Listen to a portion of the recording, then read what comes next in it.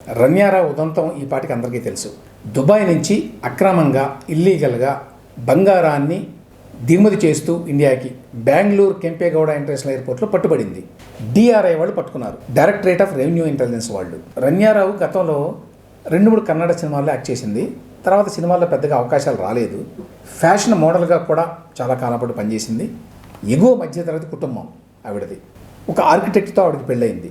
ఆవిడ తల్లి రెండో పెళ్లి చేసుకున్నారు. ఆ రెండో పెళ్లి చేసుకున్నది కర్ణాటకలో డీజీపీగా పనిచేస్తున్న రామచంద్రరావు గారిని. ఆయన ప్రస్తుతం కర్ణాటక ప్రభుత్వంలో పోలీస్ హౌసింగ్ కార్పొరేషన్ ఎండీగా ఉన్నారు. సో ఆ రకంగా చూసినప్పుడు ఈ రన్యారావు అప్పర్ మిడిల్ క్లాస్ నేపథ్యం ఉన్నటువంటి వ్యక్తి. చాలా అందంగా ఉంటుంది, సహజంగానే అనేక అవకాశాలు వస్తుంటాయి, బాగా చదువుకున్నది, అందంగా ఉంటుంది.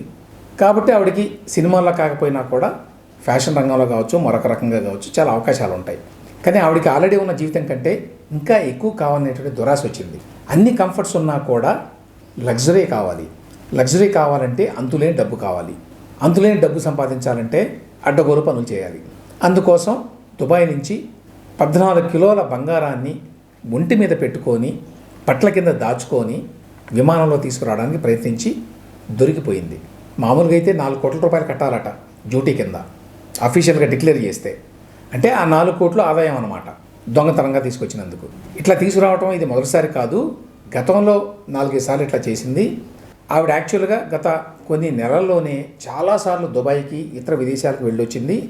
కాబట్టి ఇంకా చాలా ఈ విధంగా స్మగ్లింగ్ చేసి ఉంటుంది అని చెప్పి డిఆర్ఐ వాళ్ళు అనుమానిస్తున్నారు. వాళ్ళు ఆవిడని అరెస్ట్ చేశారు, రిమాండ్ కూడా తీసుకున్నారు, కోర్టులో కూడా ప్రవేశపెట్టారు. కోర్టులో ప్రవేశపెట్టినప్పుడు ఆవిడని చూడగానే ఎవరికైనా అనిపించే విషయం ఒకటి, కళ్ళ కింద నల్లటి చారాలతోటి మానసికంగా శారీరకంగా కుంగిపోయి ప్రేత కళతోటి కనిపించింది ఆవిడ. ఇందులో ఇంకొక యాంగిల్ ఏంటంటే, ఈవిడ తండ్రి డీజీపీగా ఉన్నారని చెప్పాను కదా, ఆయన పాత్ర కూడా ఉందేమో అని అనుమానాలు ఉన్నాయి. ఎందుకంటే ఈవిడ వచ్చినప్పుడల్లా కూడా ఈ డీజీపీ గారు ప్రోటోకాల్ అరేంజ్ చేసేవాళ్ళట కెంపేగౌడ ఇంటర్నేషనల్ ఎయిర్పోర్ట్లో. ఒక పోలీస్ కానిస్టేబుల్ అనుకుంటాడట, అతని పేరు బసవరాజు.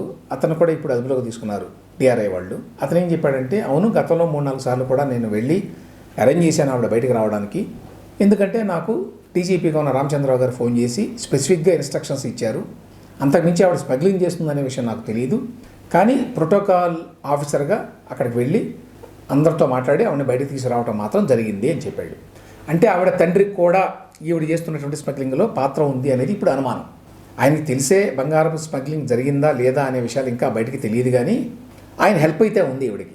కానీ వీటన్నిటికంటే ముఖ్యమైన విషయం ఏంటంటే, ఒక అప్పర్ మిడిల్ క్లాస్ నేపథ్యం ఉండి దేశంలో చాలామంది కంటే చాలా కంఫర్టబుల్ లైఫ్ ఉండి కూడా లగ్జరీస్ కోసం ఏదో రకంగా అడ్డగోలు పనులు చేసి డబ్బులు సంపాదించాలి అనేటువంటి దురాశలో జీవితాన్ని ఎట్లా సర్వనాశనం చేసుకుందో చూడండి ఈ రన్యారావు. ఈ మధ్యకాలంలో ఇటువంటి ఉదంతాలు చాలా ఎక్కువగా చూస్తున్నాం. ఒక సౌకర్యవంతమైన జీవితాన్ని గడుపుతున్నా కూడా అది చాలదు, ఏదో విలాసాలు కావాలి, ఎవరికీ లేని సుఖాలని నాకు కావాలి అనే తాపత్రయంలో షార్ట్ టర్మ్ మెథడ్స్ ఏంటి డబ్బులు సంపాదించడానికి అని ఎక్కువగా సిటీస్లో యువతలో ఈ ఆలోచన చాలా ఎక్కువగా కనిపిస్తుంది. అందువల్లనే బెంగళూరు, ముంబై, ఢిల్లీ, చెన్నై, హైదరాబాదుల్లో ఇటువంటి ఘటనలు ఎక్కువగా చూస్తుంటాం. సాఫీగా సాగిపోతున్న జీవితాన్ని రన్యారావు ఇప్పుడు సర్వనాశనం చేసుకుంది. ఒక అంతర్జాతీయ స్మగ్లింగ్ రాకెట్లో ఈవిడ భాగస్వామి అని చెప్పి ఇప్పుడు డిఆర్ఐ వాళ్ళు అనుమానిస్తున్నారు. ఇన్నిసార్లు వెళ్ళొచ్చిందంటే ఏదో ఉంది వెనక అని. అంటే చాలా కాలం పాటు ఆవిడ జైల్లో ఉండేటువంటి పరిస్థితి ఉంది. ఇది పూర్తిగా స్వయం కృతాపరాధమే.